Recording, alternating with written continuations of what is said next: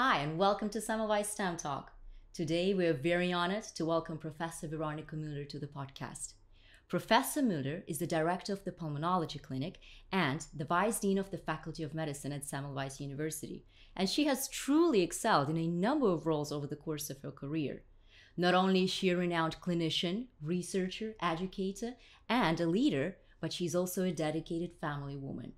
Her journey is a testament to balancing professional excellence with personal commitments, and I'm super excited to delve into her story.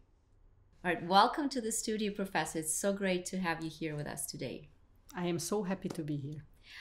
Can we please start by talking a little bit about your journey into medicine and research, and how did you actually end up choosing pulmonology as a field? Yeah, it's a quite interesting part of my life. So all my parents, they are engineers. So actually it was by chance that I chose medicine, mainly because they were not present when I had the possibility to choose. So actually second choice was engineering. So, but I just got in the first place. So it was something very new I did not see at home. I did not know really what is happening. But the structure, the mindset and thinking like an engineer, it was coming from home. And university was really a very fantastic time of my life. It was really great. I had very nice colleagues. We had a lot of fun. And then when we had to choose where to stay, at that time, it was not so easy to stay at a good department and really being present in Budapest at that time. And I was already as a student involved into some scientific work at the pathophysiology. So I decided to start in the pathophysiology department. So actually it was like science and research in the beginning. Mm-hmm. Yeah, and pulmonology. Okay, this is the next question. So after my first years, it was already possible to get some specialization when you were doing mainly scientific work as a laboratory specialist. So I chose to do that. Mm-hmm. And then my boss was approached by the professor of the pulmonology, and he moved to the pulmonary department, and I moved with him. So it was very nice that we could move together to a new department and onto clinical work. Mm-hmm. And in your childhood, I've read somewhere that you had an opportunity to live abroad and study abroad for a little bit with your family. And I found that fact very, very interesting because I too grew up in that sort of way, always moving and adapting. And I was just wondering, what influence do you think that experience had on your life? I never thought of that, but I think you are very, very right that this might have influenced my personality. So I was a little child and we were in Germany. At that time, it was Eastern Germany. So I am happy that it's not anymore. Mm-hmm. And we also were living in a very strange country to that part. So it was culturally a different one. Mm-hmm. So it really shaped my thinking, and I think it's making you very resilient to big changes and adaptation. So looking back, yes, it was a very important experience. And did you have to attend schools in the local languages of the countries? And not really. So at that time, I was in high school, so I spent only 1 year in a different country. It was in Africa, and there you had to go to some European schools. So I was choosing French. Mm-hmm. So it was very interesting. Yeah. And did you know French before you started, or was it like the first introduction to the language? I was studying something at the high school. So, but you know, it's very different when you have to study in another language. I am very familiar with the experience. And later on, already as a professional, I also heard that you got an opportunity to work in Germany and in the US as well, and you moved there with your family. What would you say were the best memories from those years, and maybe what were the biggest challenges for you? when we first moved with my husband, we had already our daughter, and she was a little bit over 1.5 years. So it's actually a biggest challenge was to get appropriate daycare. So, and I would say it was the same challenge in the US when we moved there. Then our son was little, 9 months or something like that. Wow. So it's actually moving with a small child is great because, you know, you're spending a lot of time together, but daycare is I think the biggest challenge, especially if you don't know how to manage that. And what are some of the best memories from those years? Oh, it's just good memories. Yeah, really. So we had some very, very good friends in both countries. And actually, I think you learn a lot from different cultures and how people are dealing with daily life problems. Sometimes you think that your problem is really big, and there is already an answer in another country for your problem. And it's so nice to see that there is a lot of opportunities, how you can deal with challenges. So actually, I think this was the best memory what we had. But the beginning is always very, very hard. But later on, I think you have a lot of really good opportunities how you overcome challenges. So I am always suggesting these are extremely good opportunities you have to take. Speaking of various challenges, I think a lot of people, if they think of the word pulmonology, would probably associate it with the 2019 pandemic. And you were probably one of the very first people in the world who had to face this challenge, not only on a personal level like the rest of us, but also professionally. What would you say were the biggest lessons for you personally and professionally from that period? Pulmonary medicine is always dealing with infections of the lungs. So I think most of us experience some cough and some bronchitis, really some upper airway symptoms. So it's kind of, you know, common that most of the people, they know that they might have these problems, and it takes some time, but they are mostly some viral infections, and then you just recover. But we know already that 100 years ago with the Spanish influenza and then tuberculosis and now the coronavirus pandemic. So sometimes we have really severe pulmonary infections. And it was actually a given thing that the universities management approached us that we should really start taking care of these people. We had a lot of support, and we could really build up a good system in the first wave when we had really very little patients. So actually a lot of colleagues were trained in our department. So when bigger waves hit, a lot of people were already trained, so they could train the others. So I think the concept was actually as good as it could get, but at the end, actually, these first measures were really a good one. And looking back, we had really a lot of patients. And in the beginning, when you are dealing with something very, very new, you are always very much afraid. Are you really doing the best for your patient?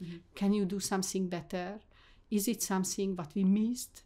Because you have only one patient, and then you have to do the scientific work. You have to look at your data. You have to be very, very careful about analyzing them. And then you see what you really did. And actually, this was one of my really big reliefs in the beginning when we summarized the data. We didn't have treatment at the beginning. We didn't know what is the best choice for our patients. And actually, we were really very good in the structure of the pandemic, because at the end, we had really excellent data and very good survival on the 30 days, 6 days. We also published this data. So scientifically, you could really approach this problem. And it is very good when you see that what you are doing, it's good. It's always a possibility for doing better, but without data, you don't know what you are doing. And actually, speaking of data and research, I know that your clinic is renowned not just for, the clinical component, but also for educating future doctors, PhD students, residents, and scientific research. Is there anything going on now, or maybe in the past, some kind of project that you're particularly proud of? I am a very colorful person. I mean that I am very much interested in a lot of things, and I am sometimes shifting focus what is actually the most important for me, or what I find really interesting. And actually, looking back to my scientific journeys, I started actually with some pulmonary circulation in the pathophysiology. And then I moved to some transplant immunology field. Actually, this is something which is still going on. The transplantation is really some very, very, very special part of medicine where you can learn really a lot. And then with the shift to the pulmonary medicine, most of the questions came actually from the patients. So there is something, it's strange, I did learn, the guideline says something, it's in the real life, it's so difficult to make for example, this was one of my first stuff, how to really differentiate severe asthma from a COPD patient. And they might overlap, and something is there, they're strange. And I asked a lot of people, and there were no answers. Some years later, the guidelines, they published the overlap. So actually, this is for everyone a clinical problem, and everyone has these challenges. So this was some part with the obstructive lung diseases. And what I am maybe the most proud of is the interstitial lung portfolio, what we could really build in the clinic. And this is now evolving in a bigger picture. So we are a reference center for interstitial lung diseases, and then some adjacent topics are coming up, like pulmonary hypertension, sarcoidosis, and this is really very much fun to see starting from zero, where you don't have patients, and then a lot of patients are there, because then you know how to look for them, and then you really can help. Oncology is always a big part of our department, and now infectious diseases. This is something what I learned with the pandemic, that this is something you really can cure. So we have a lot of chronic diseases for lung or in pulmonology where we don't have a real cure. Right. But when you have pneumonia, most of them you can really cure. And this is really nice. To do research and to have people be interested in research, I think it takes a certain type of environment and also a certain mindset of the people.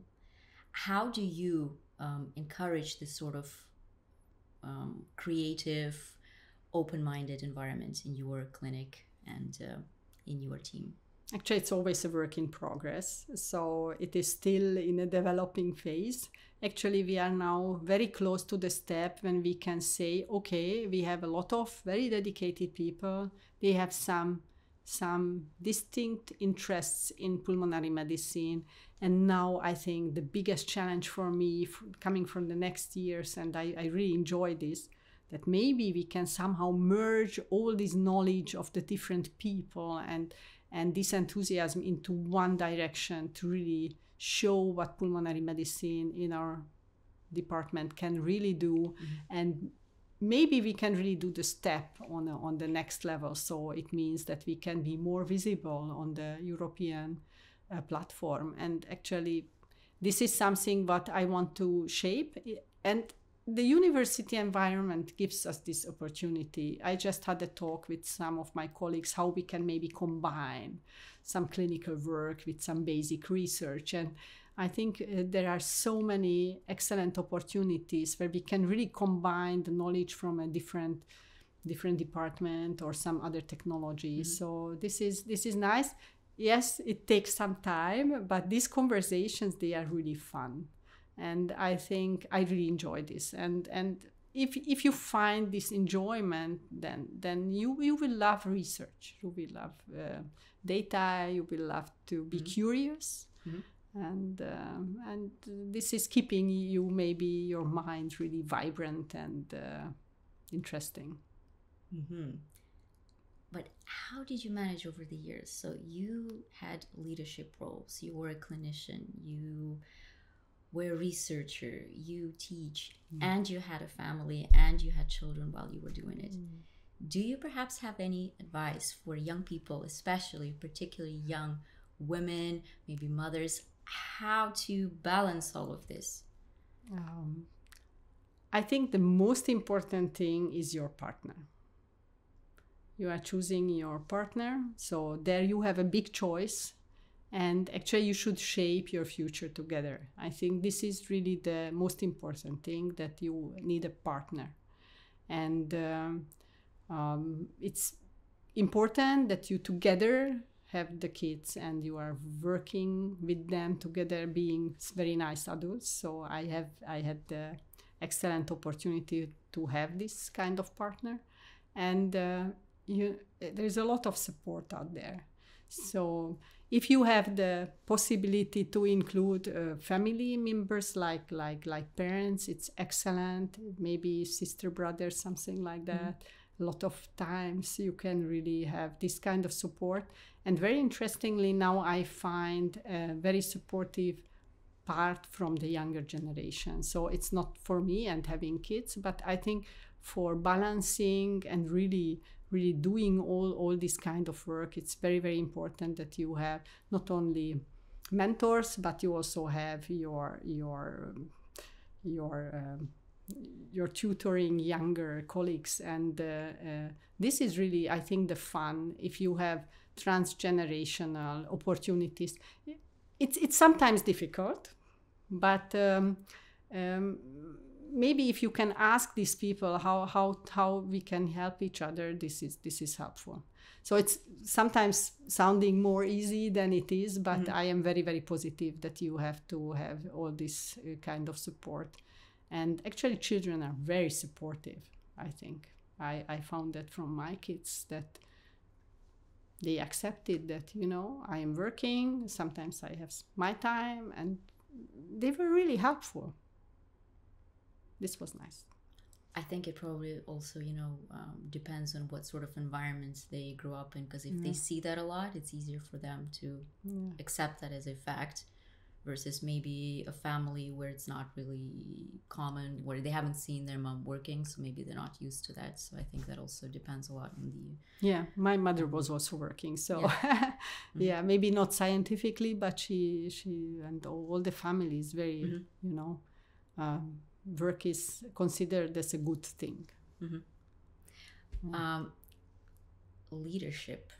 Now, you've held a lot of different leadership roles over the years. Your recent appointment as the Vice Dean of the Faculty of Medicine at Semmelweis University. Congratulations, by the way. Thank you so much. What do you believe are the most essential qualities that a good leader should have? I heard also some very nice topics about that. You need at least 5 different shaping modalities of your character, but not everybody can possess all of them. So I think it's only a limited part you can have. First of all, I think you need good knowledge on the topic you are dealing with. Actually, it's always something you are constantly learning. So this is, I think, very important, that being leader, being in a position, being physician, it's always continuous education. So you always have to be able to learn something. The second one, it's really for me a fantastic possibility, because this is the first time from Semmelweis University having in the Faculty of Medicine female as a leader. So it's very, very honoring for me, and I am very happy to be on the board. And I really hope that I can make some additional point to this faculty as someone in the leadership position.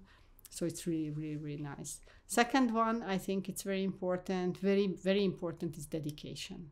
That you have to be there. You have to put in time. You have to put in effort. And nobody says it's easy, so you have to work hard. And maybe this is also a very important quality. And I really enjoy being a university person. It's really great. You mentioned that you are the first appointed female leader at the faculty, which says quite a lot of things about being female and leadership in general, I would say. In your view, are there any kind of measures or anything we can do to better support women to pursue leadership positions and to succeed in those positions? I think we had a lot of leaders, and at the university we have a lot of leaders who are female gender. So, but it is something special for this faculty, and other universities had already. So I don't see it such a big thing, because, you know, we had the opportunity to enter universities and learning and being promoted. It's not so late we can think back. So I think the speed how women could really engage in any kind of society and the university and working, it is really speeding up really like crazy. And I think we are now there, and you can see that in a lot of positions there is another change, that it's the opposite what you see. And I am very confident that this is, being first, it's always very, very nice, but it will follow. It's no question that this was first step, and I'm very positive that it's not, it's really coming to the balance. Very important thing is, I think, that you should really have the balance, and sometimes it's difficult to keep up in other parts of the, for example, medical environment, where you have really a balance on the other side. So it's actually, you should really look for some balance between different people, and this is the nicest part, I think, of all. So I am here to being positive for women. I think we are really great. We can do it. And you always have to look, and not really look around what the others are doing. So do it to yourself. Do it for your fun. Don't care too much what others thinks or how they behave. This is the nice part, that they behave differently or they have some other interests. So this is, I think, what we should really emphasize, that this is the good stuff, that we are so different. I couldn't agree more. Couldn't agree more with that. Now, we spoke about leadership today and parenting and clinical life, but I know that you're also a mentor and an educator. You work with a lot of young people. Why do you think it's important to provide mentorship to the next generation? Maybe it's coming also from my personal experience. Having somebody who is really dedicated for your career, it's really the nice thing. Sometimes you don't appreciate it at the moment, but later on it's helping a lot. And we have an excellent program here for the very talented young physicians, or nearly physicians, so for the medical students. And this is really great, how you can see when somebody is starting at a given point and getting involved into research or clinical work, and then when you are at the next step and you have some nice presentation or a diploma work, or maybe getting into the PhD. So actually this evolution, what you can witness, this is just wonderful. So this is my personal motivation. And you know, you should be curious what is happening around you. So when you can really give this to another person, then it's coming from itself, that these people will do their research, will be curious, they want to see more, they want to do more. And I think this one is something you can give to other people, mainly by doing or giving an example. or at least this is my way. Sometimes you can also address people differently, but this was the best for me during the last years. Mm-hmm. We spoke with you once and you told me that sports had a pretty big part in your life. How did it influence your life? In what way? Yeah. We are always talking a lot about preventive measures in medicine, and everybody is knowing that, yes, it's very important that you keep moving, you eat kind of healthy food, and you don't smoke. These are maybe the 3 most important things everybody knows. However, doing it is something different. Right. And, when you are a younger person, especially when you are a family member and you are still the kid part, most of the parents, they are very much interested in involving you into sports and music. I think these are very, very important things you should do as a young person, because these are really shaping you as an individual and your interests. So I had the opportunity to do some sport activities. I am still good friends with my teammates at that time, so it's good team building. It's making you somebody who is dedicated to the cause. You have to do it even if you are tired or don't have the best day. You go there, you do it. So it's making you very resilient to some problems, and you know that doing sport is great. So I learned that a lot from my sporting career. So it's very important that you do it. And it's also good when you have the opportunity to continue. I had some shorter time in my life and I was not really able to do regular stuff. And now I have again some time, so I try to go back to some sport activities. It's definitely not the same, but you have to find some joy in that. It's difficult sometimes. So I think you can learn a lot, and it's giving you also a healthy lifestyle. And this is very important, being a medical doctor. And what do you do now? What kind of sports do you do now? Yeah, I am so proud of my team, because it was always my big wish that we should somehow enter the club of the clinics who are doing the Ultra Balaton. I don't know if you heard about that. So it's a team running around the Lake Balaton. And last year we did it. I am so happy that my colleagues organized that. And so, when you start from zero, then it was still a challenge for me. I try to keep up a little bit with this running, and I am doing also some small exercises, but it's very important for me to have at least 2 times a week some dedicated time for exercise. I couldn't agree more with that part as well. Exercise is a huge part of life, and I feel like when it's not there, something's off.